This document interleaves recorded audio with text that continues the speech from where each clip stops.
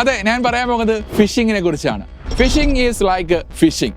അതായത് നമ്മളൊരു ഫിഷിങ്ങിന് പോകുന്നു, നമ്മളൊരു ചൂണ്ടയെടുക്കുന്നു, ചൂണ്ടയെടുത്തിട്ടാണെങ്കിൽ ഒരു കൊളുത്തുണ്ട്, അതിൻ്റെ അറ്റത്തായിട്ട് ചെറിയ ഇരയിടുന്നു, എന്നിട്ട് വലിയ ഇരയെ പിടിക്കുന്നു. അത് തന്നെയാണ് നമ്മുടെ ഫിഷിംഗ്. അതായത് അറ്റാക്കർ നമ്മുടെ വാട്സപ്പിലോട്ടോ ഇമെയിലിലോട്ടോ ഒരു ലിങ്ക് അയക്കുന്നു, ആ ലിങ്കിൽ നമ്മൾ ക്ലിക്ക് ചെയ്യുന്നു. ആ ലിങ്കിൽ ക്ലിക്ക് ചെയ്യുമ്പോൾ അവരുടെ ഒരു ഹോം പേജ് വരും. ആ ഒരു ഹോം പേജ് പക്ക ഒരു ഒറിജിനൽ വെബ്സൈറ്റിന്റെ പോലെ തന്നെ ആയിരിക്കും, പക്ഷേ അത് ഒറിജിനൽ വെബ്സൈറ്റ് അല്ല. ഒരു എക്സാമ്പിൾ പറയുകയാണെങ്കിൽ, പലപ്പോഴും നിങ്ങൾ കണ്ടിട്ടുണ്ടായിരിക്കാം ബിഗ് ബില്യൺ ഡേയ്സ്, നമ്മുടെ ഫ്ലിപ്കാർട്ടിന്റെ ആയിക്കോട്ടെ ആമസോണിന്റെ ആയിക്കോട്ടെ, അവിടെ ബിഗ് ബില്യൺ ഡേയ്സിൽ പലപ്പോൾ ലിങ്ക് വരുന്നതാണ് 5 രൂപയ്ക്ക് ഐഫോൺ, 10 രൂപയ്ക്ക് സാംസങ് S25 അൾട്രാ ഫോൺ എന്നൊക്കെ പറഞ്ഞിട്ട് പല ഫേക്ക് ലിങ്കുകൾ വരാറുണ്ട് അല്ലേ.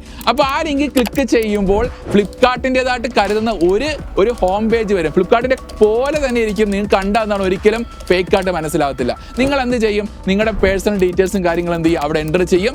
ബാക്ക് എൻഡിൽ നിങ്ങൾക്ക് പേയ്മെന്റ് കൊടുക്കാനുള്ള ഒരു ഓപ്ഷൻ ഉണ്ട്. അവിടെ പേയ്മെന്റ് കൊടുക്കുന്നിടത്താണ് അവിടെ ചതി ഇരിക്കുന്നത്. അവിടെ നിങ്ങളുടെ ക്രെഡിറ്റ് കാർഡ് നമ്പർ ആയിക്കോട്ടെ, ഡെബിറ്റ് കാർഡ് നമ്പർ ആയിക്കോട്ടെ, ഫോൺ പേയുടെ ഡീറ്റെയിൽസ് ആയിക്കോട്ടെ, എല്ലാ ഡീറ്റെയിൽസും എന്താണ് അവിടെ ബാക്ക് എൻഡിലുള്ള ആരാണോ വെബ്സൈറ്റ് ഓണർ അയാളുടെ ബാക്ക് എൻഡ് ഡേറ്റാബേസിലോട്ട് പോകാനുള്ള ചാൻസ് ഉണ്ട്. സോ എന്ത് ചെയ്യുക?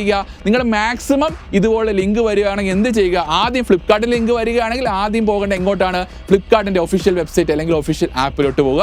അവിടെ ഈ ഓഫർ ഉണ്ടോ നോക്കുക. അവിടെ ആ ഒരു ഓഫർ ഇല്ല എന്ന് മനസ്സിലാവുകയാണെങ്കിൽ എന്ത് ചെയ്യുക? ആ ലിങ്ക് അങ്ങ് ഡിലീറ്റ് ചെയ്ത് കളയുക. എന്നിട്ട് നിങ്ങൾക്ക് എവിടെ നിന്നാണോ ആ ലിങ്ക് ലഭിച്ചത് അവരെ ബോധവൽക്കരിച്ച് കൊടുക്കുക. അതായത് ഈ ലിങ്ക് ആണെങ്കിൽ ഫേക്ക് ആണ്, ആ ഓഫർ എന്ന് പറഞ്ഞാൽ 5 രൂപയ്ക്ക് ഐഫോൺ കിട്ടാൻ ചാൻസ് ഇല്ല എന്ന് പ്രത്യേകം തന്നെ പറഞ്ഞു കൊടുക്കുക. കേവലം ഇത്രയും ചെറിയ പൈസയ്ക്ക് നമുക്ക് ഈ ഒരു ഐഫോണോ അല്ലെങ്കിൽ ഒരു സാംസങ് S25 അൾട്രാ ഫോണൊക്കെ കിട്ടുകയില്ലെന്ന് സാമാന്യം നമ്മൾ ചിന്തിച്ച് നോക്കുക.